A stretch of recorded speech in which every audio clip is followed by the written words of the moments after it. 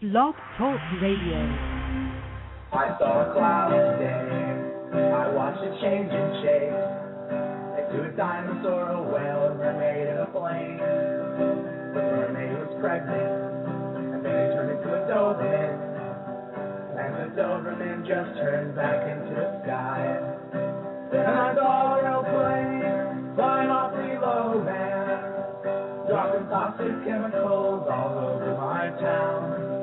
Said to help us, but they're trying to hold us down and try and take away our clouds and replace them with their own crop dusting downtown. Save the ozone, but they don't care about your own. They're just trying out new ways of population control. We're young and we're bold. We can throw away their laws and replace them with our own. And the story will be told about the group of young adults who overthrew the throne, shone a light on just how bright this world can surely shine. Utopia works conceptually, but even in reality, to overthrow the state, we all gotta be in the right state of mind. I saw a bird today, I watched it fly away, and in my mind I knew I had to do the same. Town's really gotten to me, the streets felt rotten to me, and I still can't stand those goddamn fucking planes. They're only flying now, someday they'll be bombing town. They already started a secret chemical war. They've taken all we have and still one more. The sky is saturated with rain. I swear I'm not insane. It's going to pour. It's going to pour. Don't use no phone, 'cause the government can't vote anybody's home. They don't walk the streets alone. They might steal you in the night without your family being told. We're young and we're bold. We can throw away their laws and replace them with our own. And the story will be told about the group of young adults who overthrew the throne, shone a light on just how bright this world can surely shine. Utopia works conceptually, but even in reality, to overthrow the state, we all gotta be in the right state of mind. We all gotta be in the right state of mind. There's no telling just how far we can climb if we're just in the right state of mind. Indeed, the right state of mind. And that actually is one of the topics here today on Universal Truth Evolution on Blog Talk Radio. And we have an excellent source for this kind of information today with a best-selling author who many of you are familiar with, his co-author, Richard Hoagland, in Dark Mission. Now, our guest, Mike Bara, is on to different things, one might say even more interesting things, concerning consciousness and our evolution here. And that's obviously a topic dear to our hearts here at the Universal Truth Evolution. So rather than me blah, blah, blah, blah, blah about Mike, rather just bring him on, have him blah, blah about himself. So how's it going there, Mike? Hey, it's going pretty good. Nice, beautiful, sunny day here in Southern California, so I can't complain. Yeah, absolutely. Nice little change of weather. I'm down here in Southern California, too, so it's nice from that drizzly stuff we had not too long ago there. Yeah, it wasn't too pleasant. Yeah. Well, I'm excited to have you on here today. I really just started delving more into your work individually, and I must say I appreciate it quite a bit. I love your take on not only the subject matter, but honestly the scene at large. So that being said, this is a mature-rated show, so by all means, feel free to let loose whenever you want to. So. I think I'll keep the F-bombs to myself, although it was interesting this morning. I went to a seminar with a Nobel Prize-winning physicist who was going on and on about the J. West telescope, the new telescope that's going to go up here in a few years, and it's really up to the budgets to decide when it goes up. And they're going to spend an awful lot of time and energy looking for nothing basically looking for dark matter, which, as far as I'm concerned, doesn't even exist. And it was interesting to interact with this guy a little bit and sort of listen to what they had to say, because I think that the scientific community, they're just trapped in certain paradigms, and as long as that's the case, as long as there's this paradigm paralysis in science, I think we're going to come up short with answers. We're not going to understand, why there's all this unrest in the Middle East and in the United States and in Chile and in China and, all these things that are going on all over the world, which I think I explained pretty well in my new book, The Choice. So, I find it fascinating that otherwise educated people can come up with some of the dumbest conclusions ever, which is like, for instance, that 70% or 80% of the stuff, the matter, the hard stuff in the universe, it's really out there, folks. It's just invisible. And we got to go looking for it so we can prove that invisible stuff makes up 80% of the universe. It's just crazy talk. And it kind of shows you, I watched some stuff on the Science Channel last night all about the conventional models for how the universe works, and it's crazy talk. They just really desperately cannot go to bring themselves to believe in something higher than this existence, and in the hand of God. And I really think that's what we're talking about here. So anyway, that was my soapbox. Let me get off of here for a minute. Oh no, this is the perfect place here. I think our audience would definitely be in agreement there, and I think it's ironic and poetic justice that now all these hardcore materialists are like, it's there, this unseen force is there, why don't you believe me? All the while this whole time, what are they doing to everyone else who believed in anything beyond this reality, right? So. Yeah, exactly. So that's a really interesting way to look at it, and that's why, in The Choice, I've gotten some criticism for being pretty harsh and calling these guys blithering idiots. But I mean, you got to be dumb. You got to be so dumb to believe that all this that matter must be out there. It's got to be invisible, and we've got to go look for it and figure out why it's invisible. And it really is, like you say, it's the hand of God. It's the influence of something higher. The physics description of the force that's holding everything together is torsion, which I go over in The Choice in a little bit of detail. And other people, David Wilcock and Nikolai Kozyrev have done a lot of work on torsion. Dr. Bruce De Palma, who has passed away, unfortunately. And it's like, there's all this evidence out there that there's a better explanation, but yet the physicists can't accept that there are higher dimensions, higher universes, whatever you want to call it, higher existences than this, and everything in this three-dimensional realm is descended from that, is brought in from that. So it's interesting to really listen to a professional cosmologist who's at the top of his profession. He's a Nobel Prize-winning physicist, and he's just full of it. It scares you, It's like you sit there and you start to think, oh my God, am I really the smartest guy on the block? That's frightening. I mean, Richard and I, it's funny, you mentioned Richard C. Hoagland, my co-author on Dark Mission, and Richard and I have had that conversation more than once. He's like, Mike, what if we're the smartest guys on the block? We're in so much trouble if that's the case. So anyway. Yeah, I hear you on that, definitely. I think just it's a pioneering kind of time, so I think those of us who are really trying to push the boundaries are kind of taking inventory like that, going, oh crap. Right. Right. Well, the thing that I would say to people is to have faith in your gut instincts. If something, no matter what the authority figure is that's espousing it, if something doesn't make sense to you, if it seems irretrievably dumb, it probably is, because what's happening, in this universe right now, on this planet, is that intuition is accelerating, and everybody's getting their gut feelings are you got to trust your gut. You got to trust it even more now more than ever, because that's just going to accelerate as we get into this next phase of human consciousness that's going to happen. Yeah, absolutely. And I think we do have to move past the whole marble universe and trying to look for the God particle by smashing the marbles together and things like that. Yeah.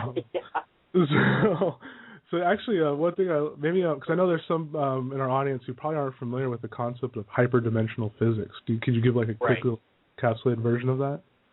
Right. Well, this is a theory that Richard C. Hoagland, my co-author on Dark Mission, came up with in the mid-1980s. He worked on it with a gentleman named Errol Torin, who has worked with him on various aspects of the Mars investigations, looking at extraterrestrial ruins on Mars. And what they basically discovered was that there was a significant geometric relationship between what Richard called the monuments of Mars. And as they looked at the mathematics of this, they realized it had something to do with tetrahedrons. So as they dug into tetrahedrons, they discovered that they were connected to very early physics theories by some of the pioneers of modern physics, like John Clerk Maxwell, that used tetrahedral geometry and higher dimensions, a fourth, a fifth, a sixth, all the way up to at least a 26th spatial dimension, to come up with the mathematical equations that sort of solved and unified electricity and magnetism into electromagnetism. And they said, hey, maybe what the message of Sidonia, maybe the message that these guys have left behind on Mars for us is that we live in a hyperdimensional universe, a universe with more than one level, with more than one set of physical realities. And by definition, of course, those higher dimensions would probably have completely different laws of physics. You know, it's really popular now to talk about parallel universes, and I understand that fascination, but I think it's kind of a dumb idea that there's multiple Mike Baras in multiple places at once, making multiple choices and multiple decisions. I think there's one of me right here, right now in 3 dimensions, but I do believe there's a higher self, you know, and that exists in the 4th dimension, the next level up, whatever that is. So the concept that really connected all this was that they began to look at a bunch of different experiments, which basically supported this idea. There's a whole bunch of stuff out there, and I put all this together in my new book, The Choice. We did talk about hyperdimensional physics in technical detail in Dark Mission. It was a very long part of Chapter 2, which I think, it was many, many thousands of words, Chapter 2 in Dark Mission. But we're now talking, I sort of simplified it for people in The Choice in my new book. And the idea basically is that everything in this 3-dimensional universe comes from higher up. It comes from energy generated from these higher spatial dimensions. And to make it really even simpler, basically by definition, any information coming from a higher source, a higher spatial dimension, the 4th dimension, let's say, would be experienced by us as energy. And, you know, there's a lot of work now that essentially says in physics that says that everything is energy, that there really isn't any matter, that matter is just another form of energy. So then the implication of that is that everything that we are, everything that we experience in this 3-dimensional reality is generated from someplace higher. And if you can prove that out, if you can show by experiment and through experiments, which I think, you know, which I do talk about a lot in The Choice, if you can prove out that there is a higher spatial dimension, that there is at least a 4th dimension, and that it does affect us here on Earth, and that there are ways to access that energy, then you're essentially proving that we all have, you know, a higher self, an immortal soul, if you will, because that's the ultimate implication of all this. So, and how we get there is that the fact is that our thoughts, our brainwaves, are nothing more than electromagnetic energy, and there's lots of ample evidence that radio signals, which are nothing more than electromagnetic energy, are affected through these higher dimensions by, for instance, the positions of the planets, especially the big Jovian planets, as they're called. So, you know, I think the implications of what's in The Choice and hyperdimensional physics are nothing less than a complete understanding of how the universe really works and the fact that we are all connected to something higher than our material selves that exist here in 3D. Yeah. So is that a short enough explanation? Or? yeah, that was good, because I know it's a very expansive subject, so I figured just open the door and then we could jump right in. Right. Yeah, because one of the things that I find very intriguing about the whole theory is the geometric relationships and how that you can see those everywhere. Yeah, and the way that tetrahedrons come into it is essentially that in this really arcane topological mathematics, how it should all work out is that you should see if you spin something like, let's say, a planet, and everything really in this universe is spinning, you should see this energetic upwelling at about right around 19.5 degrees on this spinning sphere, and that upwelling of energy is visible on basically every major significant planet in the solar system, or at least quite a few of them, and that is how this tetrahedral geometry connects back to everything. In other words, the energy from the higher dimensions is going to push out. It's going to push its way into our reality according to this circumscribed tetrahedral geometry. And really what I think when we get down to it is that all the matter that we see, all the hard stuff, I think we're going to find that all the basic building blocks are actually little tetrahedrons. It's interesting because when they make 3D video games, 3D computer games, that's what they use. They use tetrahedrons to create everything. They call them triangles from the old 2D days. But basically everything, every rounded shape is just, millions upon millions of tetrahedrons. And I think that physically we're made up of the same stuff. Mm-hmm. Interesting. Very interesting.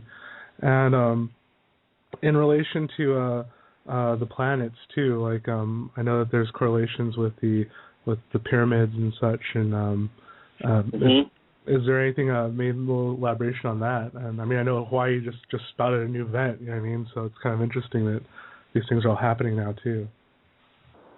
Well, I guess I don't know exactly where you're going with that. If maybe you can elaborate a little bit on how the tetrahedrons work into like our planets, and how and how that energy, the hyperdimensional energy, you can kind of see it coming into this dimension at different points on different, Right. Yeah. Right. If you look at the 19.5 degree latitude, or at least really close right around it, you're going to find the Hawaii volcanoes, upwellings of energy. You're going to find mountains. You're going to find on different planets, for instance, Olympus Mons on Mars.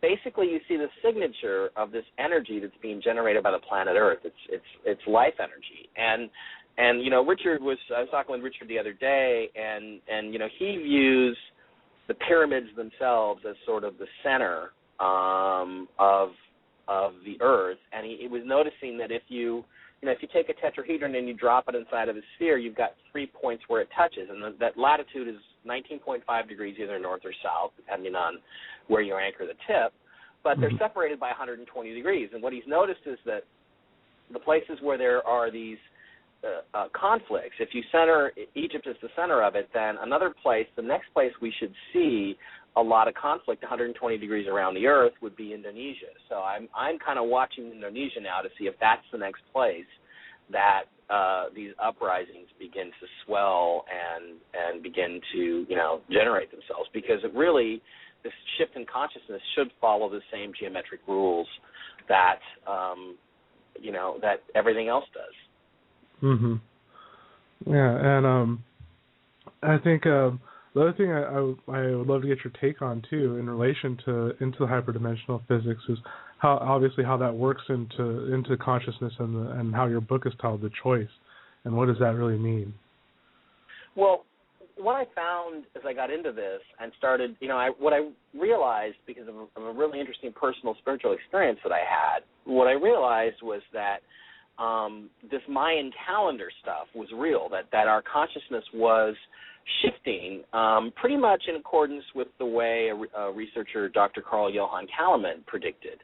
But what I understood, the piece that he didn't have, was he didn't have any physics behind it. He doesn't really believe that planetary alignments and the energy generated by the planets, for instance, really has anything to do with what's happening on Earth. But that's because he's bought into the old-fashioned quantum theory idea.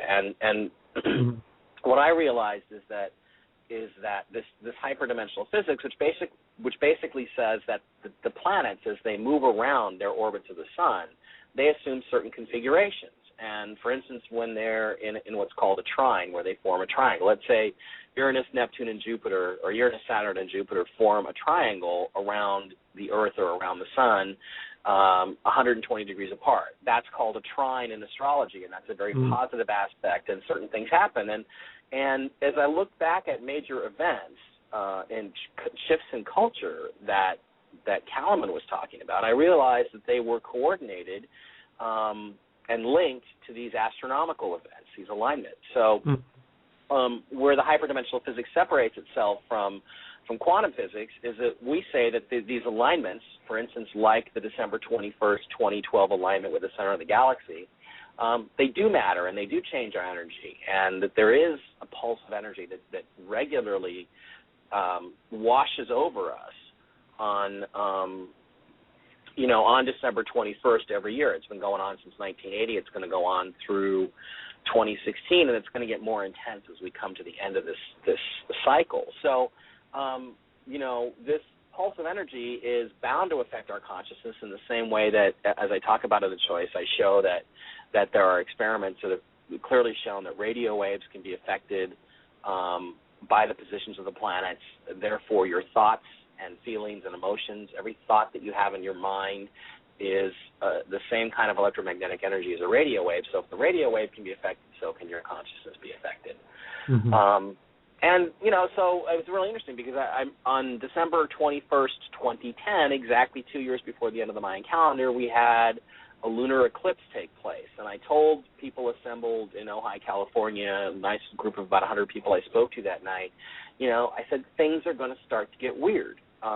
There's going to be shifts because this energy is going to come over us. And it's really interesting because I don't have to get into too many technical details because I really don't do this in The Choice, but we do it more in Dark Mission. But the reality is that actually it's after you pass through this wave on December 21st, the winter solstice, it's actually into January and February where the energy picks up steam a little bit. So it's really interesting that but I think the seeds were sown on December 21st of 2010 for this revolution, and now in January and February, it's really now pushing out and really being, actually affecting people and shifting their consciousness. And, what's important to look at as we get into the 2012 period, and I think that will actually go on until 2023, to tell you the truth, this whole shift and transition, is that we're going to have more and more stress and strain on our political hierarchies, on our monetary hierarchies. In other words, our money system, our government structures are all going to come under increasing pressure.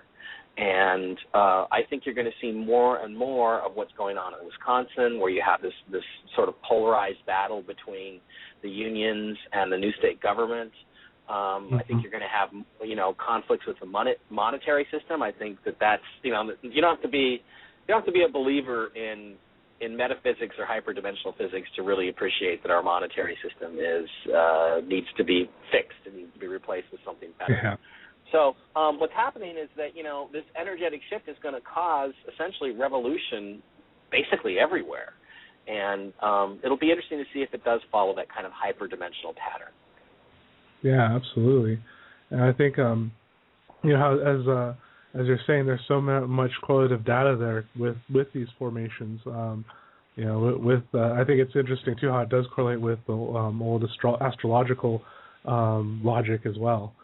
And, astrology. One of the conclusions I make in The Choice is astrology is real, and I go through a couple of different examples to sort of prove out that it's real. So. Yeah, interesting. One of the questions I had was this hyperdimensional energy, shall I say, that comes from the hyperdimensional configurations. How would you say, how would you theorize maybe that energy disseminates into this third dimensional forces? Do you think it's how does that work? Does it tend to kind of transcend as electricity, as heat, or gravity, or all the above? Like how it can be. I think it certainly can be all of the above, and that's a detail I haven't particularly gone into. But it can also be another force called torsion, which is something that I talk about in The Choice quite a little bit. Dr. Nikolai Kozyrev did a lot of studies on what I believe now has turned out to be torsion, and that is a little known, little understood effect and a sort of an outgrowth of Einstein's relativity that was kind of abandoned in the late 1920s, although there is some evidence that the Germans continued torsion research. But that is a twisting, spiraling motion essentially from left to right. And what I believe is that's the true motion of everything in the entire universe. How I'm going to prove that, I don't know, but maybe someday I will.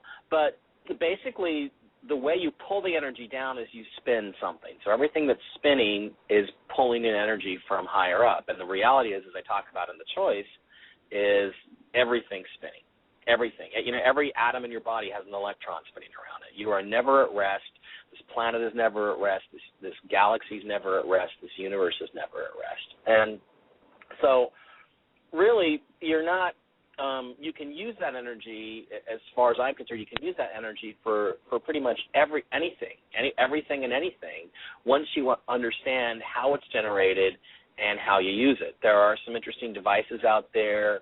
Tom Bearden's working on some. He's trying to patent some devices that basically use this hyperdimensionally generated energy.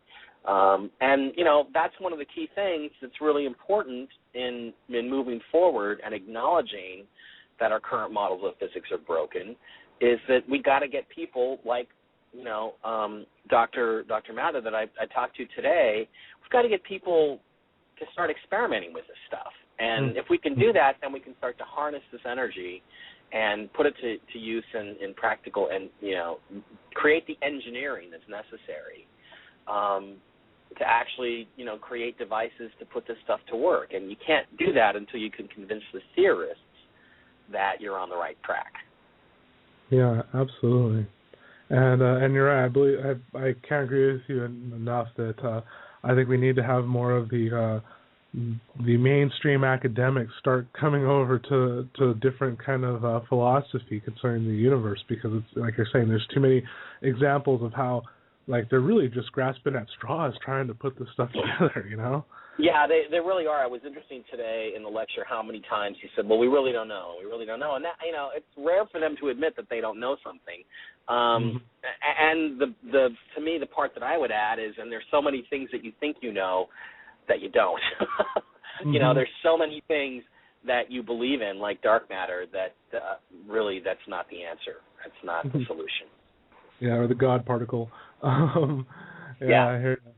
And one of the things that I would love for your take on too is how you see the events of 2012 and beyond unfolding. Because you know how this is one thing I honestly do appreciate your take on it quite a bit, because how some people are either like, it's all going to be love and light, or they're like, we're all doomed. So I like hearing you know, a grounded version of that, which like I said, I'd love to hear yours.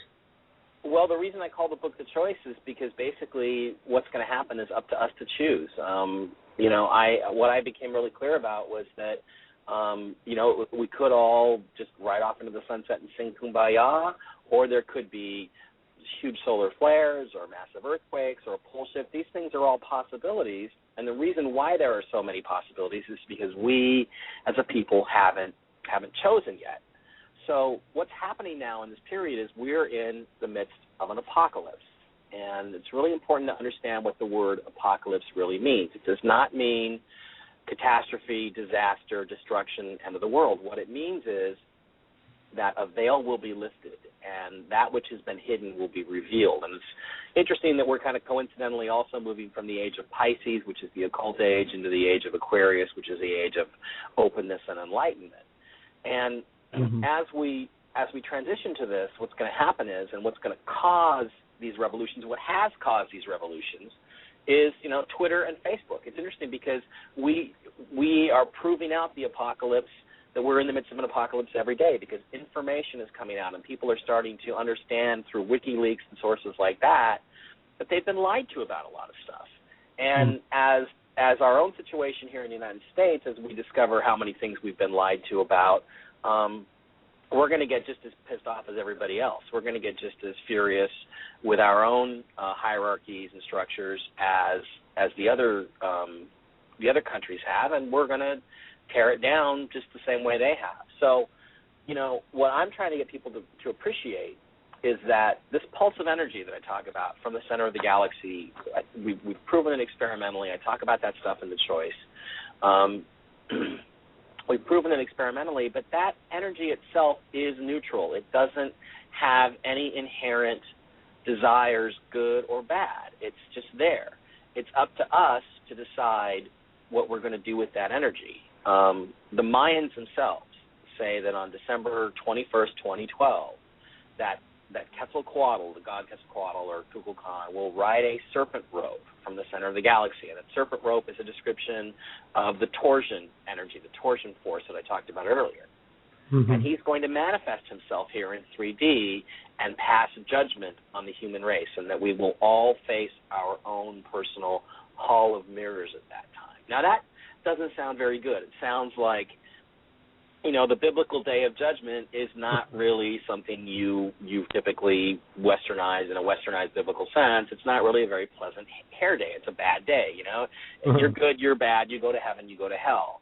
But what I understood fundamentally about this when I became inspired to write the book was that it's not that kind of judgment. The judgment that Kukulkan or Quetzalcoatl is going to make on that day is he's going to judge the intent of our planet. He's going to judge what it is that we want. So if we are a planet that is mired in scarcity and selfishness and fear and conflict, we may very well get a cleansing solar flare, a pole shift, a massive flood, horrible earthquakes. These are all things that could happen, although in the book I kind of point out that they're not that likely to happen, geologically anyway. But if we are focused on things greater than ourselves, if we abandon scientific materialism and embrace the spirit, embrace spirituality, if we are, focused on what kind of a positive culture, community, society we want to live in, and we're visualizing that, then Quetzalcoatl's going to read that interpretation and give us that. So what's really happening, I believe, very firmly during this period is that each of us is choosing and each of us is voting and each of us is deciding whether we want to continue to go forward with this existence that we've created or whether we want to wipe the slate clean and start over again. And personally, I don't want to do that. There's too many beautiful things about this life. There's too many, things that I think are going well. And so we're each, as we come to this choice point, we're each going to sort of become awakened. And we're going to start understanding that, hey, there's something bigger than me out there. And that this has personally been happening to me. It's probably been happening to all your listeners. Mm-hmm. And the not to filibuster here, but the thing that I would tell all your listeners now is, I'm sorry, but you don't get to opt out of this simply by listening to programs like Universal Truth Evolution Radio Show. You've already made your choice. You've already chosen that you're going to go with the spirit, that you're going to embrace that over the material world. And because of that, you're now going to be a leader, because other people, when they wake up, are going to turn to you and say, wow, what do I do? And one of the things I try to emphasize in The Choice is to tell people, put your arm around them and show them what you do.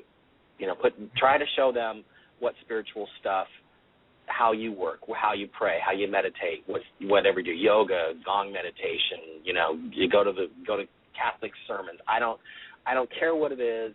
You just show the other people and let them find what their frequency is, because there's so many different paths to God. I don't have any particular judgment about how anybody gets there.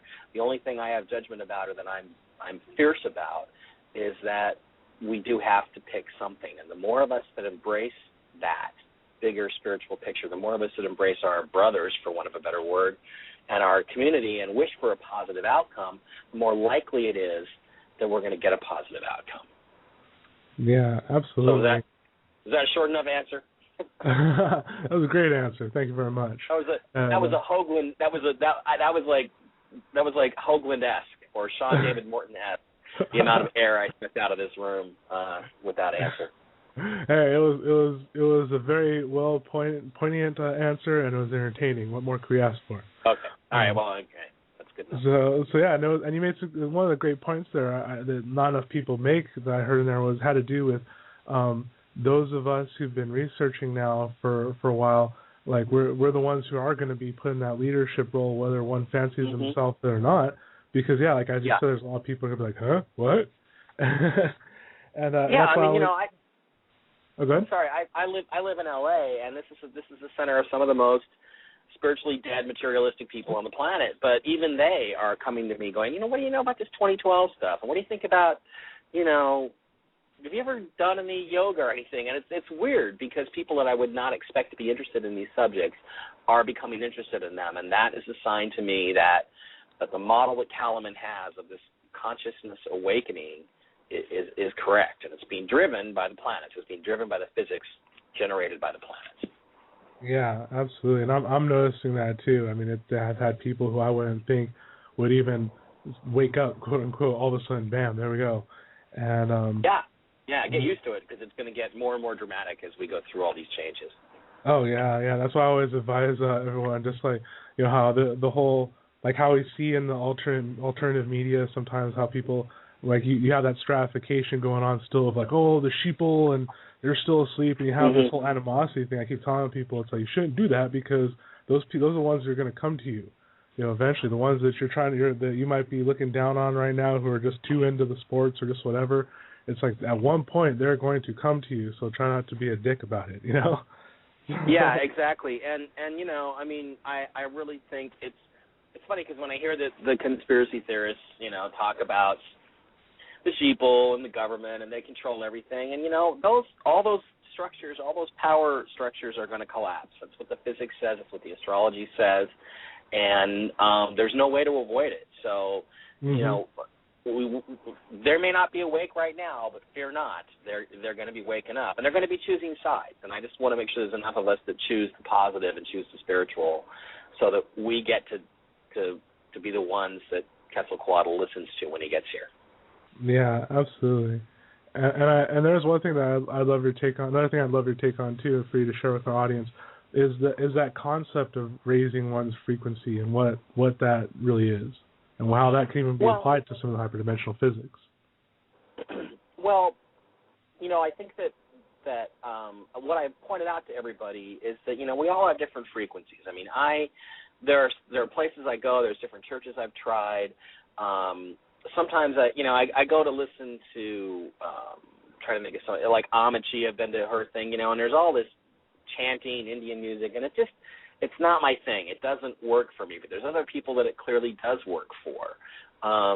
Likewise, there's some people go to Catholic or Mormon churches, and that really works for them. They feel a deep spiritual connection. So what I'm trying to put out there is sort of the same model as the Theorist Society does here in L.A., which is that we don't care what spiritual path you choose, just choose one and get connected to it. And what I would suggest to everyone is to try to find something where you do feel a connection to something bigger than yourself, and then do that with frequency. And the more time you spend in that space, the more time you spend in that thought process,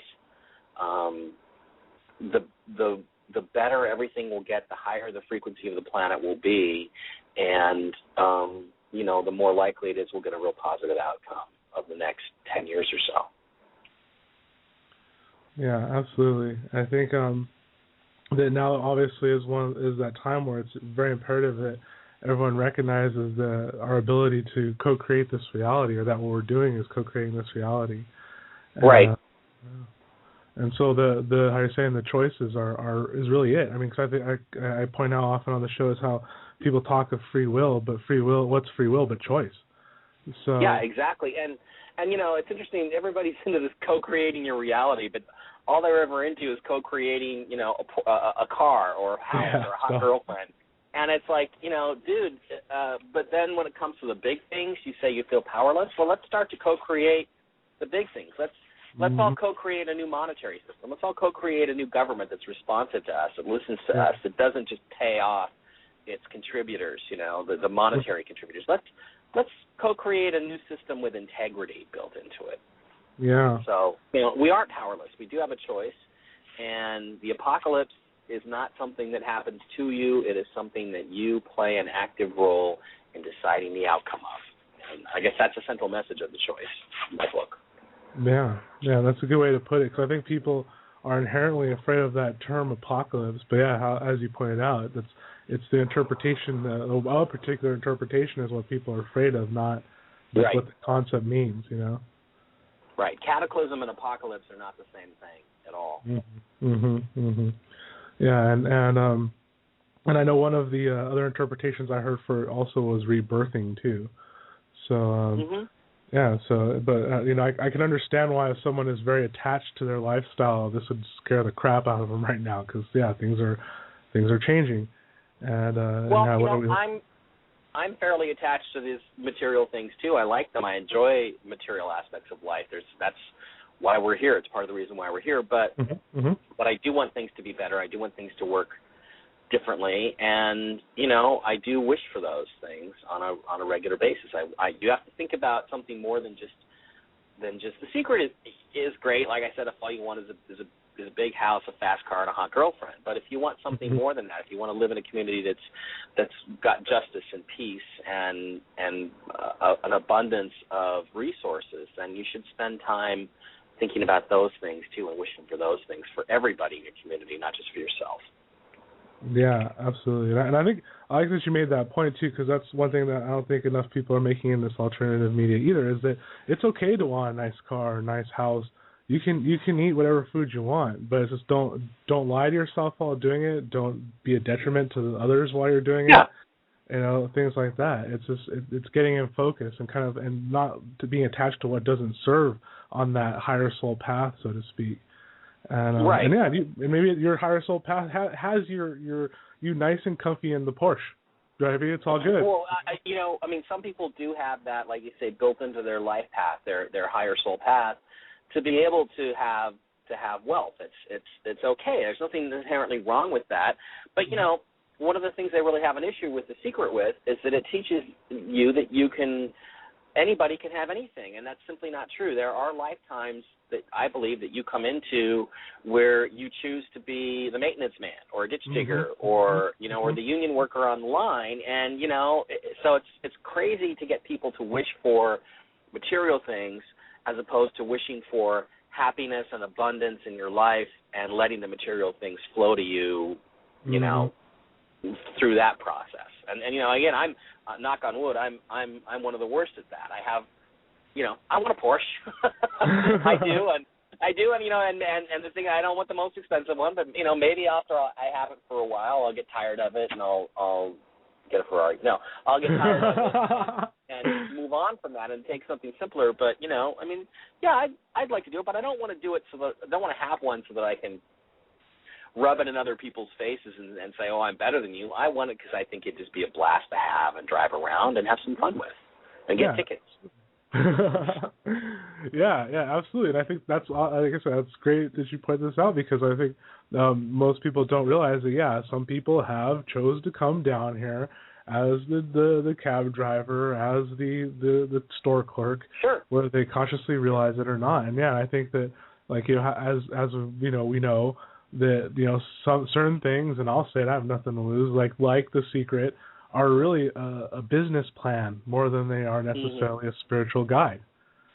So, and the thing too, another flaw that I have with the people in The Secret is that they think that they can get up there and say, well, all you have to do is this and this and this because this is what I did, right? But they all had fame and monetary success in their life path, or they wouldn't have been in The Secret movie or have written the book, right? They wouldn't be in it if they didn't have that. And so they don't realize that, hey, not everybody who's going to watch this does have that in their life path. And so it basically gives them a false sense of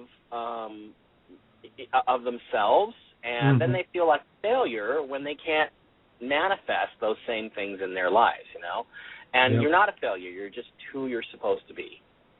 Yeah, exactly. And I think that obviously plays into a lot of the social programming of like how the materialism is. As you put it, it's like you want your car because you dig on driving, zipping around. I totally appreciate that. And I think how a lot of that comes from the sentiment of I just want more, in terms of some of the stuff on the Secret, and how you're saying that doesn't work spiritually. It doesn't jive.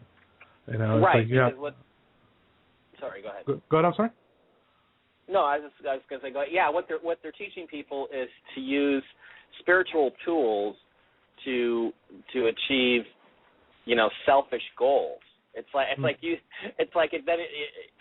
can dabble in the dark side of the Force, and it won't have any consequences. And I mean, I'm sorry, but look at, one of the guys who was in The Secret, is up for 3 counts of manslaughter now. Manslaughter, yeah. Because he got so greedy, and so it's like really The Secret is something that I wish would go away at this point, because it needs to be replaced with something a little more not honest but realistic, and that it understands that not everybody can be, I don't believe, anything that they want to be. I can never play point guard for the Lakers. I didn't choose those gifts in this lifetime, and so not everybody can be a movie star. Not everybody can be rich. Come on, Mike, famous. I know you got a great fadeaway jump shot. Well, actually, I do. But, at this point, at 51 years of age, I don't think it's going to happen, and I'm 5'9" and white, a little bit overweight at this point. So it's not going to happen. Oh, yeah, well, because you're not attracting that future. No matter how much I think about it, I'm going to go home and I'm going to say, I want to be a point guard for the Lakers. It's never going to happen. Well, all I know is I got myself a new Photoshop project. Yeah, there you go. But yeah, no, that's true. I think those are all great points, and I think the irony about that too is that, as you know, like how you and I are talking about, your one soul path or whatnot, and in ways that's obviously more grounded than what was presented, but how I think a lot of people who were introduced to The Secret would see that statement as, you're crazy. Why would anyone choose this or that in their lifetime? As I'm sure you ran into as well. Sure. That's true. And why would anybody choose to be an average person in this culture of celebrity? Some of us do. Sometimes we want a simple lifetime. And really, I'm not saying that necessarily to anybody that that's the case. What we're talking about here is that as you focus on your inner spiritual development, you will come to know who you are and what you want. And that's kind of the two questions I leave at the end of the book. At the end of the choice, I talk about that. Really, it comes down to discover, who are you and what do you want. And once you know who you are, you'll know what it is you want. Yeah. Some of us may have come here just to find, love and have a few kids and raise those children and just have a simple life. I mean, I know some past life stuff that I've done. In previous lifetimes, I was, just a bricklayer. On the pyramids, but I was a bricklayer. Could have been an engineer. Sweet. So, these things. So that's part of the process of self-discovery. And if you have, in personality, if you have higher desires, maybe what I'm saying is a little bit scary because if you go in there and find out, oh gosh, I really didn't come into this lifetime to be a rock star. Dang. It can be kind of upsetting. So. It's interesting. Just let me tell you a little story about how this manifestation stuff works. And again, one of the things I also have an issue with The Secret with is that telling people that they can manifest. You can't manifest. All you can do is ask for what you want and receive the gift from the universe. It's the universe that does all the manifesting. So I think that's another thing that The Secret's got all messed up. Not to spend half an hour just ripping on The Secret, but we may as well because we're here. Yeah, why not? But about not this year, but last year, I was wishing, I had some ambitions, and I was thinking, God, I was working on some things where I might actually have a real significant chunk of money. It didn't quite work out for me, but one of the things I was thinking was, gosh, wouldn't it be great to just really have big money, like I don't know, Donald Trump or somebody like that? It's like, what would I do? I would get U2 to play for my birthday because I love them, right? So I started thinking, that's a goal of mine. A goal of mine is to have U2 play for my birthday. So then, as it came up to my birthday last year, I started, my brother was going to come down. We were going to celebrate. I put together a little party with some of my friends, and we chose a Saturday night, January the 28th, to celebrate that. And I'm looking and at a club called the Brickton in Redondo Beach, just a mile or so down from my place. Hollywood U2, a U2 tribute band, is playing on the day that I've chosen for my birthday celebration. So I went down there, and they were magnificent. They couldn't have sounded more like the real thing if they tried. I mean, they are amazing. And so I'm sitting there watching, going, oh my God! The universe did the easiest thing it could do. It couldn't get me the real U2, but it got me pretty much the next best thing. And I realized it was all connected to that wish. And then, and not by coincidence, on my birthday this year, once again, they were playing again. So it's become a regular thing. But that's an example of a gift that the universe, gave me. They couldn't maybe do exactly what I wanted, but they came pretty close. So, you got to appreciate the gifts when you get them, and understand that it may not be in the cards for you to have $20 million right now, and maybe you'll never get it in your lifetime, but you can still take enjoyment as long as you recognize that, that you have a path in this lifetime that you've chosen for yourself, and don't try to deviate from that.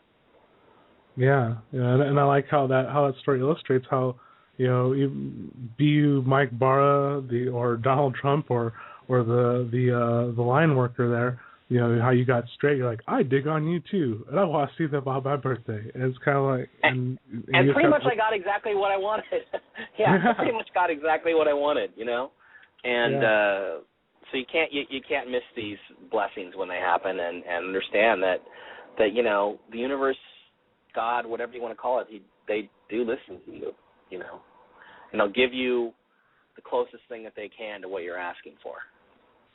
Yeah. I think that was an excellent point you made about manifesting. I mean, I use that term quite often too, but I do recognize how you're saying that ultimately, like, we're just little conduits of whatnot, and really it's the universe that kind of unfolds everything in front of us in a lot of ways, and we experience that. So I think that was a great point to make of not so much exerting your will in relation to attracting the future you want, as opposed to just being open and allowing it. So, Right. Yeah, that was an excellent point, and I think that and I think this I could see how this works into what you're saying earlier in terms of like the structure changing in terms of the power structure of how on one side you have that will trying to be forced, and then as we're saying, you can't force that will, you have to accept, because here comes the universe with its energy. So. Right, exactly, and that's what we're going to be experiencing in the next few years. It's change is coming. We may as well get the kind of change that we desire, as opposed to the kind of change that everybody else desires. The people that are selfish and materialistic. Let's change things to a better direction. Let's take what we've got and build on it. Because there's a lot of good things about living this life, and for one thing, getting to go see bands play and things like that. It's, here in the United States, we live in luxury, and so let's build on the good stuff we have, and not have to tear it all apart and start over again. Yeah, exactly. I think this is once again a good point too, and luckily I'm hearing a lot of similar sentiments now. I think there's a lot less people who want to just burn everything to the ground. I think we're starting with all the great research, including yourself and your co-author did on books like Dark Mission. It helps to really kind of focus the attention where some of the origins are coming from, some of the more malicious stuff, and it's like, okay, well now I see if it's that, not necessarily the system. So, and I think more people are starting to differentiate. By all rights and purposes, everything seems to be. I mean, we here in the United States we have our electricity, we have food, we have shelter, all this other stuff, and it's just the exploitation of a certain group. And so, as we're saying, it's like when we focus on the stuff that we want, what we want to manifest, and not like, oh, they're gonna get us, then they won't. Yeah. Because, they don't have the power we do. Whoever they are, they do not actually have the power we do, and that's important for everybody to remember. Yes, exactly. And I know we have you scheduled for an hour, and we're actually getting close to here. So, I don't know. Is there anything you want to go ahead and let our listeners know about any events or books or anything, book signings, anything coming up? Yeah, actually, I do have a few things. First of all, my web presence is just MikeBara.com. It's one R, so it's MikeBara.com, MikeBara.com. I've got a YouTube channel. I've got a Facebook. You can come friend up with me on Facebook. I've got a Twitter. I don't tweet that often, but I do tweet occasionally. You can connect with me that way. I've got some stuff coming up on March the 24th, Thursday night. I'm going to be doing a book signing at the Bodhi Tree Bookstore in Hollywood. And then on April 2nd, I'm going to be doing another book signing or a meet and greet down in Orange County, the OC, at the Borders Books in the South Coast Plaza. So I've got a couple of things coming up like that. I'm going to be doing a lecture at the Theorist Society in June. I mentioned them. They're my friends. So I've got just those things coming up, and hopefully I'll be doing some new episodes of Ancient Aliens. I was just on an Ancient Aliens marathon this last weekend, and that was fun. That's a good show on the History Channel. So those are the main things. I'm kind of recovering from a illness that I had, and that's what's really coming up. Yeah, cool. Actually, I kind of bugged myself. I'm a little stuffy here still. I don't know if you noticed, but yeah. So yeah, it's something go around. Oh, and one more thing. The book is called The Choice by Mike Bara. So that's if you're out looking for the book, it's in pretty much all the brick and mortar bookstores, and you can get it online at Amazon.com or just go to MikeBara.com and you can pick it up there. Sweet. May I'll try to catch you over in Orange County when you come down here. Yeah, sounds fun. Yeah, cool. Well, all right. Well, it's been a great hour here. Love to have you on another time when you may have some more time. We can get into some in-depth discussions about all these different things too. Yeah, that would be fine. And we can also spend an hour here and there just talking about any specific part of this that you want. So let's do it again soon. Okay? Yeah, definitely. That'd be awesome. So okay. Yeah. Cool. Well, all right, Michael, thank you very much for spending this time with us. And everyone make sure to check out Mike's books and his website and see what's up. Great information there. Great. Thanks for having me. Yeah. So, okay, everyone, we'll go, since we are at the top of the hour, we'll go ahead and take our musical break here. So go ahead and get something tasty to drink, and we'll be back because it's about that time. Time for change.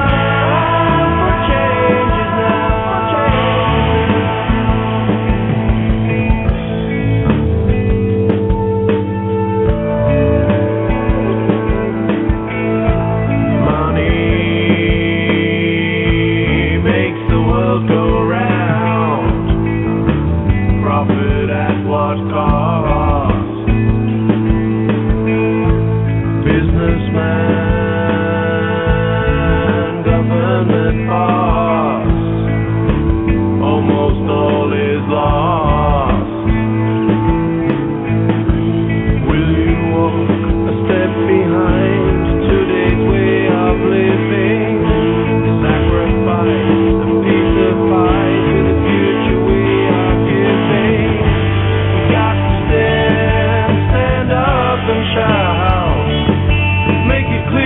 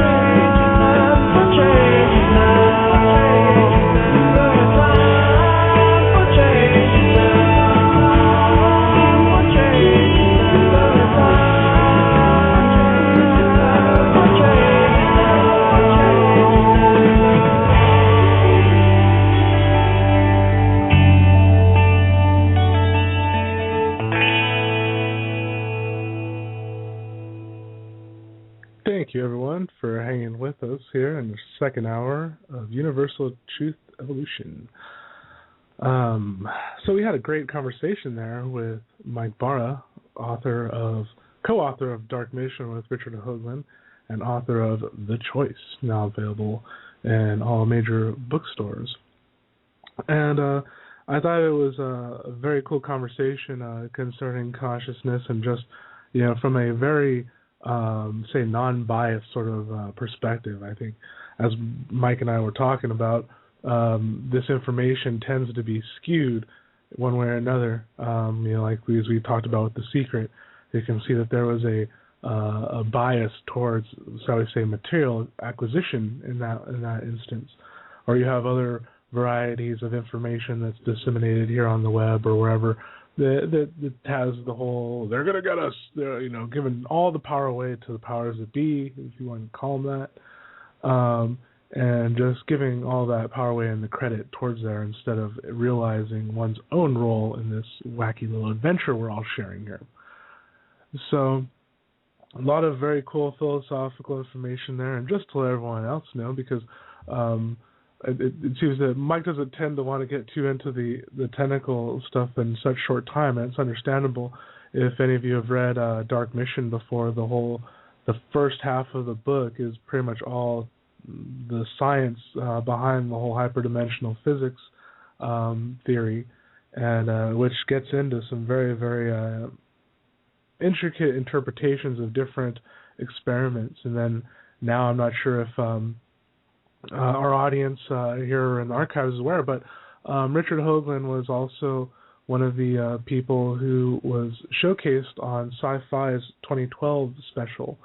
And on there, he actually did an amazing experiment that I'm not really sure has ever really been done, at least not been done in the public sector, or at least made publicly aware of, was a hyperdimensional physics experiment where he took what's called an Accutron watch, which is a watch that's based off of a tuning fork.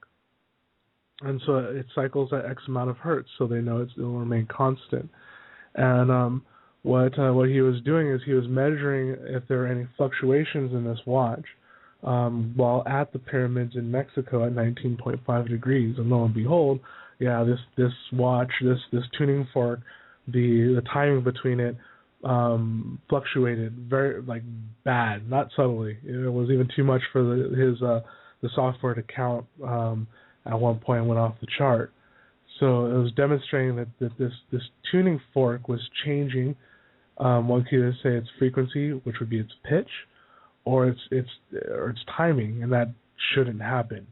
So that means there's space and or time was shifting, even in these portals of some of these temples and these pyramids, and then on top of the pyramids, or as you ascended them. This clip is fairly difficult to find on YouTube, last I checked, because I think of the whole YouTube copyright dealio stuff. But I'm sure if you could, anyone out there, do some digging. It's highly worth it. It's the Sci-Fi 2012 special, Sci-Fi Channel 2012 special, where Hoagland does this. They paint Hoagland as the doomsday guy for sure, though, which I think is hilarious considering some of the people who are on there. They're way more doomsday than he is.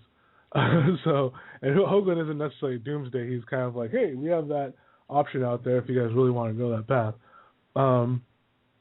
So just kind of like how Mike was alluding to as well. It's like if that's where we put our mind, that's where we'll go. And just pause here for a second to let everyone know that if you have any questions for myself, or if you feel like calling in, have a little chit-chat, by all means. I'll be talking a little more about current events and actually how it relates to the subject that Mike just talked about, too, in our conversation the first hour, because there is a lot going on, just like how I was saying that all the upheavals right now. You look at let's look at the Middle East, and the 19.5 degrees there, and then let's look at the Mexico, for that matter. Mexico right now is in an interesting state of existence. From this vantage point here in the United States, it looks pretty chaotic. And it wasn't like Mexico has always been known for the orderly, ruly, tidy place, through history. So it's getting even more wacky, Also on that 19.5. So, it doesn't surprise me that we're getting all kinds of kinetic energy, so to speak, entering in these locations. And as I mentioned earlier, that there's a new vent that opened up in the Hawaii volcano, which is also 19.5. So we are seeing this. We are seeing evidence to this. So it is happening for whatever reason to some degree. And we have a caller on right now. Let's go ahead and bring the caller on, see what they want to share. How's it going there, Funky Bob? Greetings. Greetings. How's it going? Very well, Chief. I'm calling from the United Kingdom. Awesome. And I've been listening to what you've been having to say, and I've got some... I might have a couple of answers for you. Cool. Because the thing is, God a few months ago blessed me with the most amazing talent. And it turns out that I have soothsayer in the family. So I've been developing my ability to actually, I wouldn't say predict, because I don't like predictions. But I know what's coming, and I know why it's coming, and I know how it's coming. And you were just talking about vents opening up. I know why they are opening up. They are opening up because all that core exit that your government is pouring into the Gulf is opening all those vents up because they use core exit to mine methane. And that's exactly what they're doing in the Gulf. They are mining the biggest methane glacier on Earth, which is 2,500 miles wide and 10 miles thick. And when that bad boy melts, we're all screwed, for want of a better expression.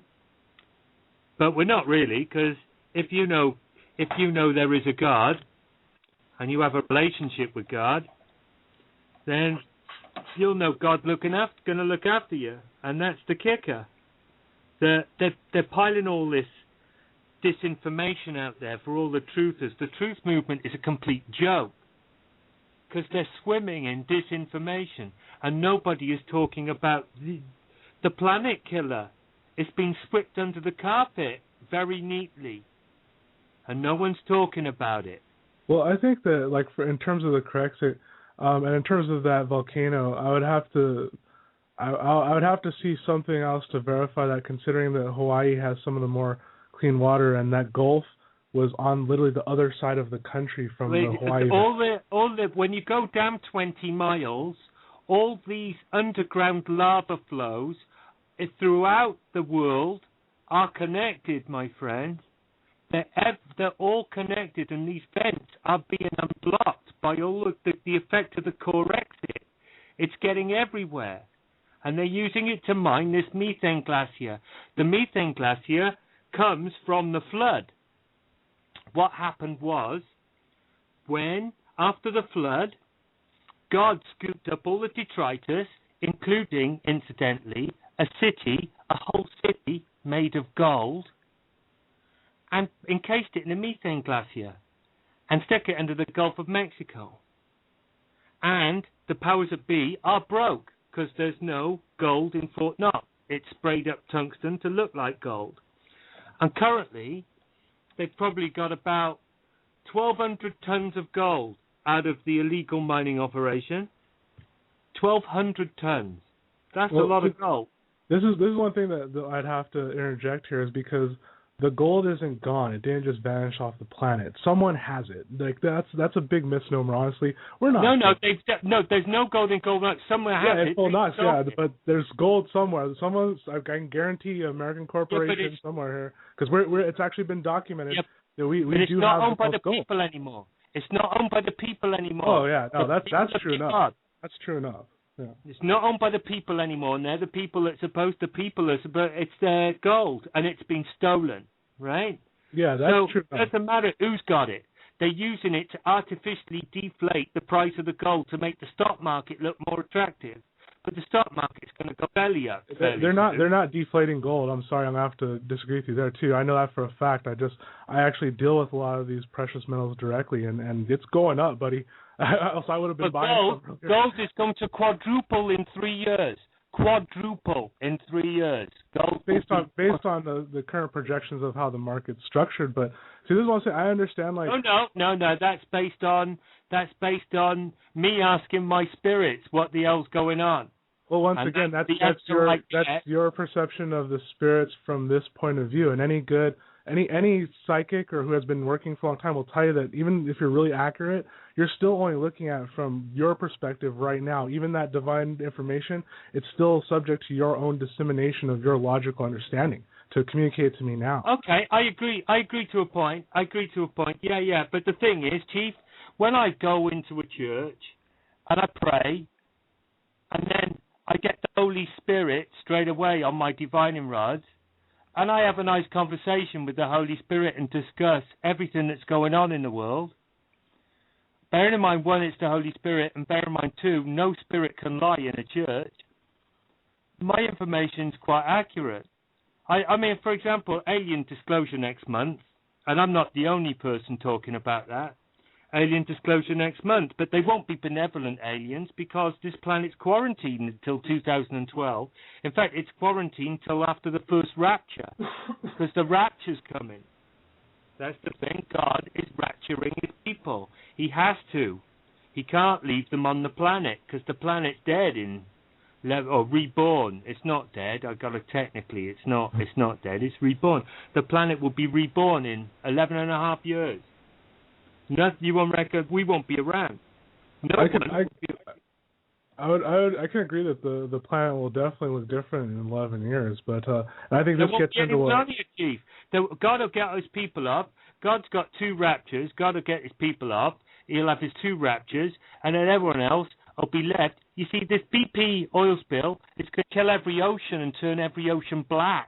In 5 years, the BP oil spill's killing everyone in Mongolia. Everyone in Mongolia will be dead because of 50% methane in 3.5 years.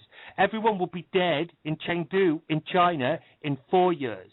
Everyone would be dead in Transylvania in 6 years because of 50% methane. Because once a methane glacier 2,500 miles wide and 10 miles thick melts, it's going to render everywhere above 1,500 foot uninhabitable because of methane. And that's nailed on, my friend. No one can stop that. No one, nothing can stop it. The only thing that can help is the fact that if you know God, then God will get his airlift button out. But, there's no guarantees in this world. See, the meek are going to inherit the earth. This is what it's all about, the rapture. And unfortunately, I'm from a Nazi country too.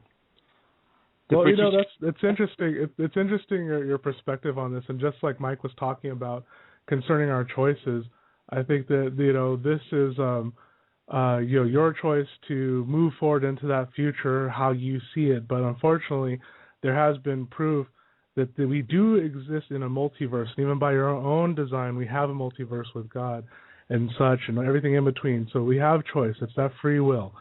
So I would just recommend that you go re-examine this situation. I actually do have to move on, but thanks for calling, and I'll call again. So, on that subject, speaking of rapturing of life on this planet, there was actually another animal die-off today, and I wanted to report on this because it had to do with this local area here in Southern California. Millions of fish washed up in Redondo Beach here in California for some reason. It's really kind of choking up the harbor, and it's pretty gnarly. So there's something up with this, and I don't think it's all the correct from just that one spill. It just won't. It's just not. I would actually probably attribute this more to something Mike was saying concerning the hyperdimensional physics aspect of what's going on in the solar system, in the universe. We have, because this is the arrogance of man. Honestly, it's the same thing of 0.02% of the atmosphere of that carbon dioxide is what causes a global warming change. The math doesn't even add up on that one. Literally, there's a story about this by what's his name now? Founder of the Weather Channel, concerning this, about the original Revel report on global warming that was given to the Navy, and how it was a bunch of crap, basically, because it's just, once again, it's like this relatively minute amount of pollutants. It doesn't add up to this kind of effect of like millions of fish, millions of thousands of birds, all of this going on. And then we hear the animals are very, very sensitive to EMF. There was an article posted recently concerning birds and being able to actually see the magnetic energy lines. And actually, I want to see if I can find these things while I'm on air here with you guys. So, because this is important. This is what it's showing. It's demonstrating that there is more to perception beyond the 3D reality, shall we say, and really kind of letting us know what's available, because it has to do with looking beyond our what our eyes just tell us that we can see. And then how Mike was talking about earlier concerning dark matter, how you have people searching for dark matter, and how I said the irony of how the materialist scientists talking about, you guys are crazy for believing in spirit or extraterrestrials for that matter, or pan-dimensionality, and we're going to find this dark matter, this invisible matter that has mass, that is real, but we can't see or touch or see or taste or hear it or anything, but it's out there. It's like, wow, doesn't this sound familiar? And it's like, you're calling us crazy, but now you're okay because you got some math that essentially kind of proves the possibility of the exact same thing we're talking about, and we're the crazy ones? Sorry, screw you. So that's what I'm saying. Mike was totally within his right to say this guy was a pretty stupid, idea, because it really was. It really was concerning, the dark matter thing. It's like, I'm sure that there's probably matter that we haven't experienced yet, or we haven't came across yet, some exotic stuff. I'm sure that it doesn't necessarily explain that, because that means that that in conventional terms, you can almost say that, okay, on some alien planet there is some element 572. You know what I mean? And so on the periodic chart of elements, but that's so ridiculously ultra crazy dense that doesn't make any sense. But that's the kind of logic one would have to explain, or even begin to start to explain, like, why this huge chunk of the universe that conventional science says we don't know is gone. So it's just as absurd. Like, so I mean, honestly, it's less absurd. Honestly, I think it'd be more logical for someone to theorize the reason why we can't see all this density out there is because it's comprised of elements that don't exist in our planet. You know what I mean, something like that. But no, they haven't even said that. They're like, it's a bunch of dark matter that's out there and does stuff. It's like, good. Damn, that was a great theory, dude. It's like, let's clap that up. At least we're talking about, like, okay, entities, associative ties that create energetic blah, blah, blah, blah. At least we got that. You know what I mean? And at least the string theorists have the string theory about multidimensional life, too, like a pan-dimensional, all the quantum haze of choice, all that other stuff. At least they have that going, too, and acknowledge that. But it's kind of like this conventional Newtonian marble world, man. It's like, it's got to go. It ain't real. It ain't real. It's just someone trying to rationalize their understanding of the physical world around them. Just like how I think people try to rationalize what's going on around them. Excuse me one second. And things like die-offs and of these animals, they want to rationalize it into some kind of blame, giving the power away. Once again, it's the Corexit, it's the HAARP, it's whatever. It's not fucking HAARP. God damn it! And if it was, it's kind of like let's go ahead and be maniacal for a little while. Yeah, it might help. Okay, if I'm a maniacal dick who likes to just see shit blow up and people die, and I'm thinking, I want to create an earthquake. Why would I just create an earthquake out of nowhere? I would want to catalyze something that's naturally going to happen. Could you take responsibility for it? Yes, I'm all-powerful God for pumping up that hurricane to class 5, or making that earthquake now a 7.8 instead of a 6.2. God. But not really. That just makes sense to do it that way. Because then it's like, why would you want the attention? Why would you want the attention? Okay, that's the other thing that people don't factor into these things. Like when they give their power away to those people, it's like, no. It's like they don't want the attention. So why would they do things to create ties? It doesn't make any sense. It makes no sense. So these people aren't stupid. Because if they were stupid, they wouldn't be in power.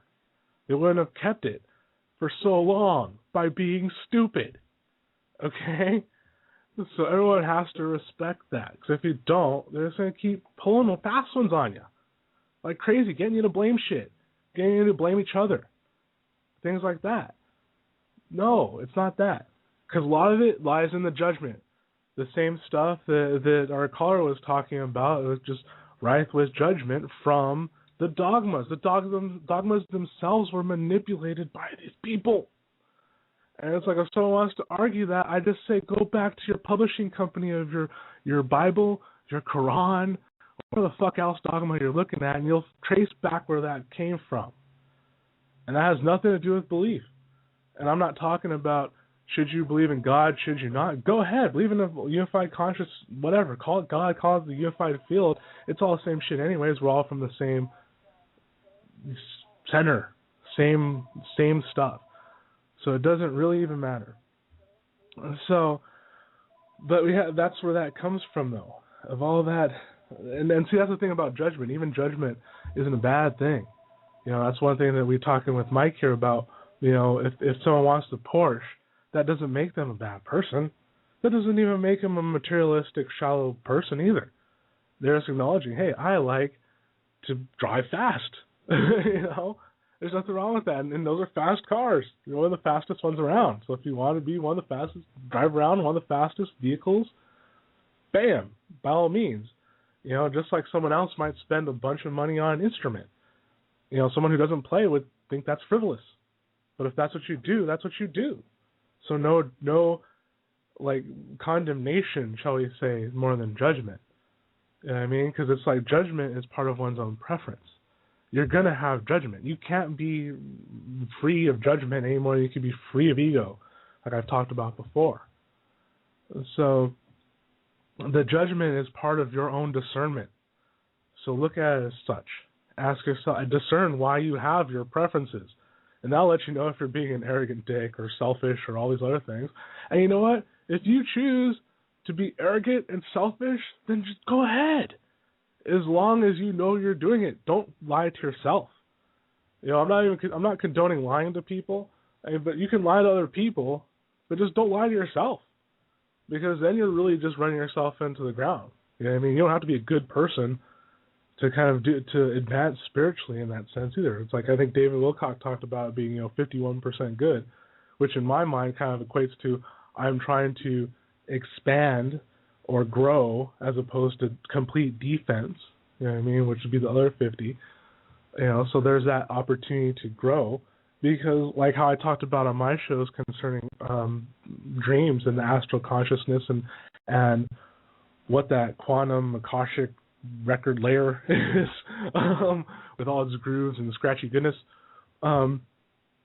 gets into a lot of things like conceptual reality. Like, concepts are concepts. They can't go anywhere. You can't destroy love any more than you can destroy hate as a concept. They are part of the unified field. So therefore they will always exist.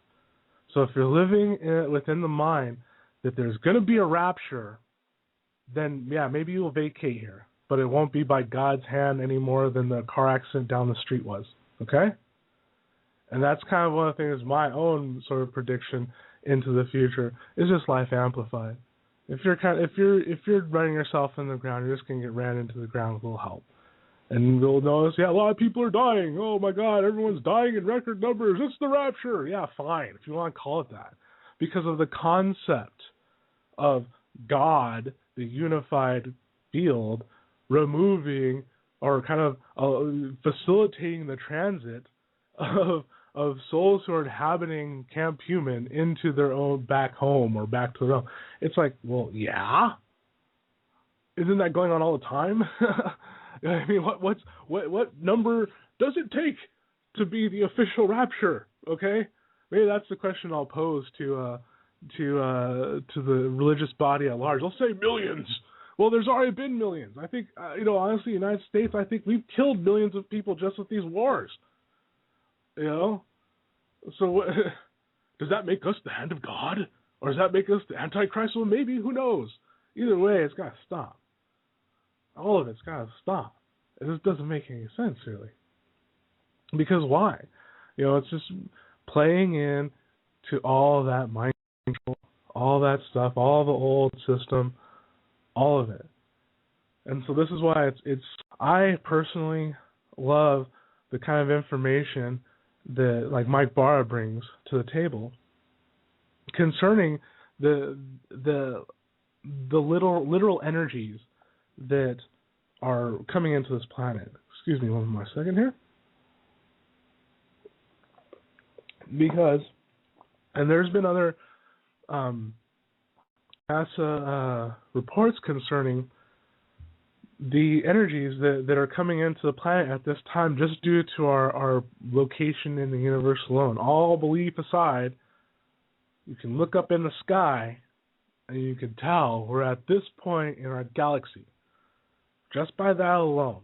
So any of those who are maybe kind of running into opposition to some of this information, who don't think it's grounded, just tell them that. It's like, just look up in the sky and you'll see our position relative to the center of the galaxy. Why is that important? Think magnetic fields. You don't have to tell them about torsion fields. Don't get a torsion field. Let's tell them magnetic field. Think about how the magnetic field works. And what happens, how does that magnet field look in the center? It congregates, both at the poles and at that horizontal plane there. And guess where we're at? That means we're in a denser area of energy. And like I kind of say, it's kind of like turning up the gain on the light in this on this planet. And I don't mean like, oh, light and love necessarily.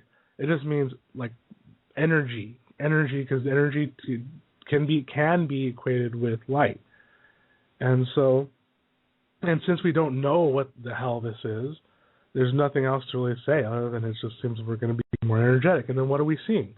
We're seeing NASA giving us, the imagery from the heliosphere or information from the heliosphere being pushed in from the outside, meaning the pressure on the outside of our solar system is going up. It's higher than what it is on the inside with those magnetic fields. So it's being pushed in on. That means there's energy coming into this solar system. And as a lot of us know, we've seen in different research concerning this, that there's changes happening on all the planets. And so we see that going on, which is another reason why, the whole global warming due to CO2 is a bunch of bullshit. Because then it's like, reel me this one, Batman. Why is Mars going through that thing? Why is there now cloud coverage on Pluto and all this other stuff like that? Why have these things happened? So there's something going on, and it is this awareness. And so that awareness, and you can look at it, that's not like metaphorical awareness, is it? That's literal, dare I say empirical awareness of an observation of where we're at. And so in that sense, awareness just went up, didn't it? Because I just became more aware of the solar system. And now that I became more aware of the solar system, oh wow, these changes are happening on other planets too? What about the galaxy we're in?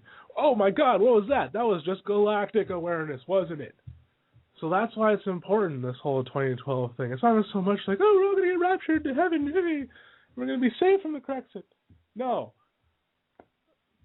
Maybe in your reality, go off into that one, that weird apocalyptic reality. Have fun.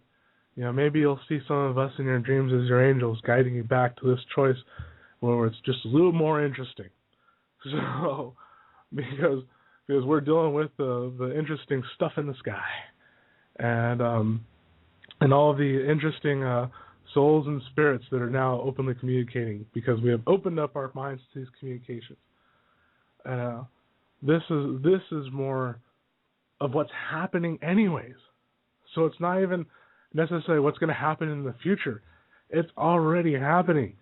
And so it's like people might say, well, how do you know? How can you say that? Well, think back 10 years. 10 years ago, so who knew about the Project Stargate? Go back 20 years. Who knew about Project Stargate? 30 years. Who knew about Project Stargate? Okay, now fast forward to now. How many people know about Project Stargate? Thousands, easily, if not millions. Millions actually have to know about it now because of movies like The Men Who Stare at Goats. So that alone, like I said, brings up the awareness of the actuality of psychic function. See, stuff like that figures into this whole consciousness wave. It figures in because it's moving with that proverbial clock that's ticking towards that threshold of, hey, more of us are now aware of who we are and what we're capable of. And so these rules don't necessarily apply anymore. And so things will change. So, and I think that Mike is obviously right when he's talking about our choices. Just how if we choose to blame, those crazy Katas, or those damn stupid Americans, or whatever the hell else, man, it's like we're going to end up just fighting. That's all we're going to see. And then what does that mean? That means that's what how some people would say these dark cabals, whatever, they want. Because it's their game. And a lot of them are in the war game. I mean, so yeah, they're going to want to use that. And it's like, and as probably as easy as possible because it's just, why not? That's what they do. But if we choose not to, it'll change. So the choices that we make, and I think those of us here, this is me preaching to the choir, obviously, concerning directing our consciousness is what away from the war and all this other stuff. So and how Mike brought up concerning being the leaders. This is why I'm talking a lot of you now. I mean, because I know a lot of you listening now and in the archives would think like, well, I'm no leader, and I'm just like, no way I could do that. That's not what I'm signing up for. Well, too bad, because when something pops up in the sky, or when the whistle is blown internationally on something, or all that stuff, guess what? They're going to come to you, or they're going to ask your opinion, and you see how popular opinion is. How well informed it is, when just left unchecked. And what have we been doing? Because why? Because not necessarily because we believed everything we heard here. I'm sure most of the people here aren't here because they believed the first thing that they were told. They're here because they heard some stuff that challenged their sensibilities, and they challenged it back, and they found truth. And so that's what we'll be here to do. Because I'm sure even when something's up overhead, whatever the case may be, ours, theirs, this race, that race, it's like just tell them the story. Oh, this may be our own. Oh, no way. Yeah, look, and you know the trail that we can point to. That we have this stuff, but if that's just this hypothetical scenario. If a ship were to kind of just show up, you know what I mean, or it's obvious and it was and such, then, but we would have to pose that question, wouldn't we? Because we're too aware. Like even if it looks like something that in our own personal experience looks like an Arcturian ship or a benevolent Syrian ship or all these other things like that. Even if it looks like that, because we know better, we'd have to tell everyone, hey, keep your guard up, just till we know, because of what we've researched and what we've seen. And so it has to do with really keeping a grounded point of view and not jumping on any one, like, I know this is what's going on, I know that's what's going to happen. It's like, well, there's a probability of that happening. What percentage of probability that might be relative to what we're doing? Hey, that's kind of that's going to be up to everyone's choices. So we have to remember that because you have to look at things as if, okay, fine, I am right and I'm wrong. You know, you have to look at both, because guess what? By those same rules that tell us to trust ourselves and that we can co-create, or we can allow to manifest what the universe grants us, whatever you want to say, the one where it doesn't happen or you're wrong exists too. That realm of possibility exists too. So you have to look at that and factor that into any psychic calibration, any planning you're going to do, everything. Because even by doing that, even if the probability is 0 that you're wrong, guess what? It gives you a new perspective of the situation and allows you to see things that you might not have seen if you were too focused on your own bias, your own mode of thought. So always look at it that way. It just helps. It just helps, especially when one is learning to tune their intuition. And there's a reason why they say tune it, because I think a lot of people, but I've seen from my observation, those who are trying to tune their intuition, we definitely want to stay positive, but at the same time, you got to be realistic, because seriously, our hearts, our gut, quote unquote, whatever you want to call it, isn't always right either. It isn't. Sometimes it's wrong. And I'm sure everyone probably can remember a time, and if you're struggling, then maybe you're just associating just correctly, or you're associating correctly, but everyone kind of gets these things, because if not, you would be one of the most psychic people on the planet, and I should be interviewing you. So everyone has this to some degree because of what we're experiencing, and usually it comes from the blocks, all the blocks in the programming that we had up to this point, you know. So, and this is one thing that I'd like to point out too, is that the information that you received isn't wrong, you know, in the dream, in the vision, in that gut instinct, whatever the catalytic energy that made you make that choice, that wasn't wrong. It was your dissemination of it. You know, kind of like when I was telling the caller, it's like, hey, if you're disseminating, no matter how divine and whatever it is, it's still coming through you.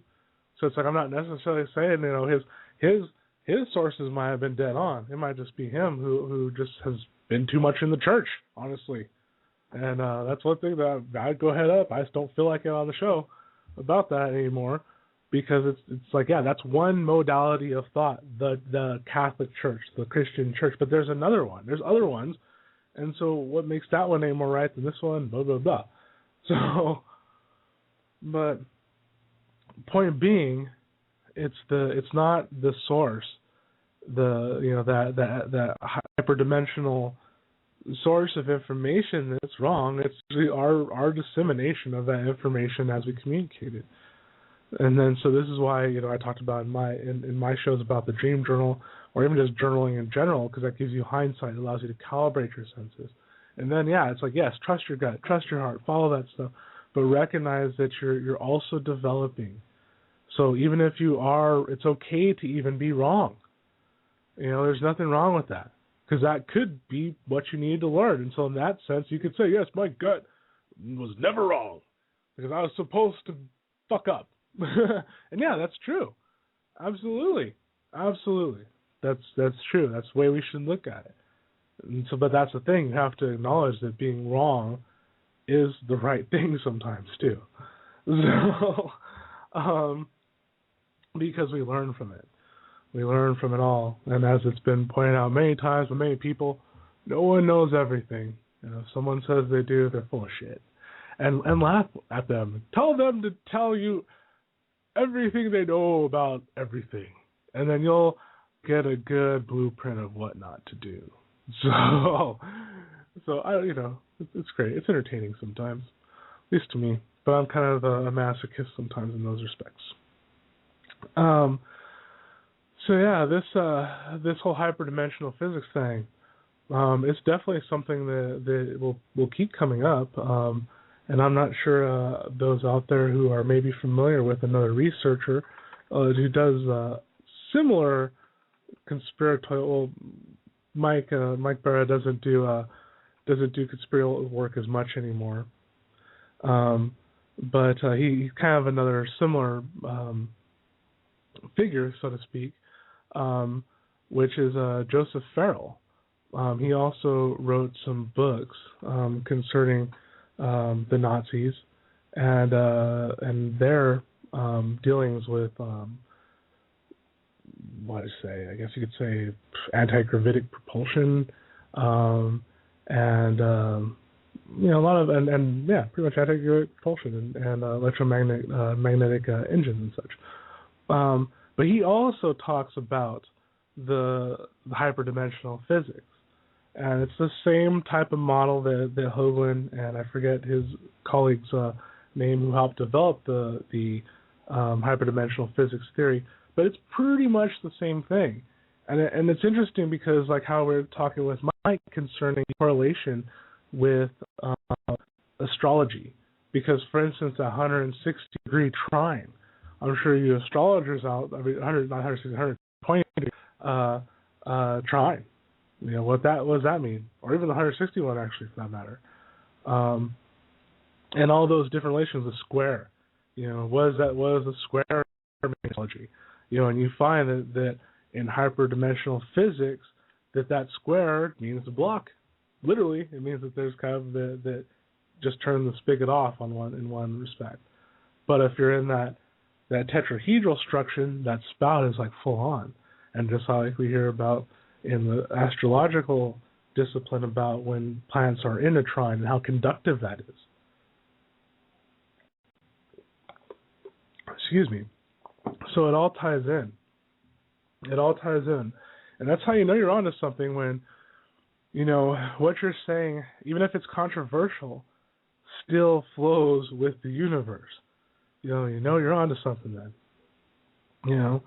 And just even in terms of astrology, that it's also been documented how at any given time, because of the way it's theorized that the centers of galaxies work and those jets of the black hole spew out, those are emitting all kinds of energy and all kinds of hypercharged particles, super speed particles are flinging out all over the universe. So in a sense, we're being rained down with energy all the time from the universe. And so we have the bodies passing in front of them, behind them, or behind us, and while in front of them, and all these other things. That's shielding us at one time from some of this bombardment. So theoretically, it's kind of like a gamma ray from our sun, or a sun that was 50 billion light years away. It doesn't matter. It's the same damn gamma ray, and those ping through our bodies and can cause different reactions. Like how, as we know, it's good to have some sun. It's physiologically good for us. And so it's like, so there is a cosmic weather pattern that factors into this apparently, and I think that's also part of the astrology. I know that was kind of a segue, a little branch off from the hyperdimensional physics thing, but it still applies, So in relation to how all of these things are correlated, and it's not like one negates or cancels the other out. I mean, we're talking about a unified field here, so that means it should bring things into congruency, not negate. Because even the understanding of this multiverse, so to speak, really kind of lends credibility, in a sense, to the relativity theory, because it has to do with the relativity of light, and as being the source of the universe, shall we say, or our perceived universe. And that's where people are like, wrong, Einstein, you're wrong, wrong, stop being wrong, because he knew that there was an inherent flaw within trying to cram everything into that, that box, But why? Because we were talking about earlier about having to rationalize. Because they needed to rationalize. They needed to come up with some way to be able to calculate the power that was in the atom, for instance. Just like right now, I forget the unit of measurement for the quantum world, but that unit of measurement is literally a square volume of vacuum, or not even air necessarily, because they said if you take the square, the potential energy just in like a 1 inch by 1 inch cube, that usually that could power like of stuff, like just because it goes into an infinite infinity the other way in terms of the potential of energy that is created from any given point in the shared universe. So, and that once again gets into a little bit more of what Mike was talking about concerning the hyperdimensional physics, because really it's all intermingled. It's not marbles, and it's really kind of relationships in that sense, and how he's talking about the 19.5 degrees in relation to the poles, or wherever you kind of stick these in the sphere, like in the planets. You're seeing that form for some reason. Honestly, I'm really intrigued about that one. I would love to hear when they get some more research onto why in particular the center of planets have that configuration with them. Although, like, how many would know, I'm sure from this in this show about the double tetrahedron structure that has those energetic signatures on the planets, at 19.5 both north and south, and then if you have at the pole, that creates that whole Merkaba geometric structure. And so many who have looked into metaphysics for a while, that's used everywhere. Why? Because it's all over. It's one of the symbols of life itself, due to how cells split and kind of start going and start creating a bigger organism. So I'm wondering how much that plays a factor, and if it is, it's kind of like, well, where does that come from? And you hear about these hyperdimensional sources and how that these relationships, or the positioning of spinning bodies is apparently some kind of catalytic flow of hyperdimensional energy, and so it's very interesting. They're saying like every one of us is sort of spinning around. So a lot of the Russian scientists research from other researchers such as David Wilcock, who talks about the Russians doing a lot of research into torsion fields and its action at a distance kind of properties, like Hoagland did during the sci-fi show, or that special, where he was showing action at a distance, that it was like that. And he also did another experiment concerning the relation of Venus too. That one he talks on Coast to Coast. I have to find that and maybe post that in the archives for everyone to find as well. But these are all kind of experiments showing that it's really, we're all talking about that same sort of quantum universe, shall we say, but it's that our application of them, I guess, is differing. And obviously there's some philosophical differences with some scientists who would think all this is a bunch of crap and that we're all crazy being in pseudoscience. And then you'd have to retort, well, what about the pseudoscience of dark matter? So don't forget that. So, and the pseudoscience of the God particle. That hasn't happened. It's not going to happen. They're just going to keep finding smaller shit. And it's not me saying I got it from my divine source while praying in the chapel. That's from observation that's being made from the runs that are already being done, and from theory, and just coinciding with other people in the field to say the same thing. I concur with them, as well as whatever my intuition says about that whole situation. But that's the thing. I'm not going to say God did it, damn it. I'm not going to say, because I was in the church and nothing lies in a church. Wink, wink, nudge, nudge. Can't have that. So it's a collective reality, people. It's a collective reality. We can't just be on our own reality, because that is when we get raptured away in our own blaze of glory, while the rest of us look at that and go, wow, that was a dumb move, brother. So we gotta keep that in mind here as we go forth and new fears we talked about, because you are leaders, you're the head of the class in a sense. Don't get a big old head, okay? Don't get a big head there, because as we know, it's ever expansive, right? But yeah, you're more studied up on this stuff than a lot of the people who, have no freaking clue, who are just watching TV and everything. See, you're the one that's going to have to say, oh yeah, like that show Stargate? It's like the show Stargate. Or hey, that show CSI? They use tech kind of like CSI, but crazier. Stuff like that. You have to learn to relate to our own people. We can't do that. We can't just sit there going, damn these sheeple, they're stupid, everyone's dumb, no one's gonna wake up, we're fucked. No. Start relating. I mean, honestly, you can even kind of spark conversation. Say someone is into something, someone's into fringe.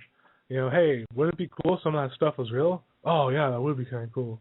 That's just that you open the door that way. Maybe they'll start thinking, what if it was? And maybe they might come to you.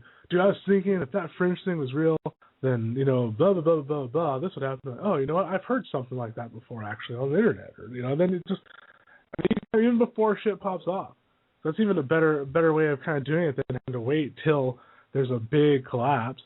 There's there's some odd event that everyone's kind of like, what the hell just happened?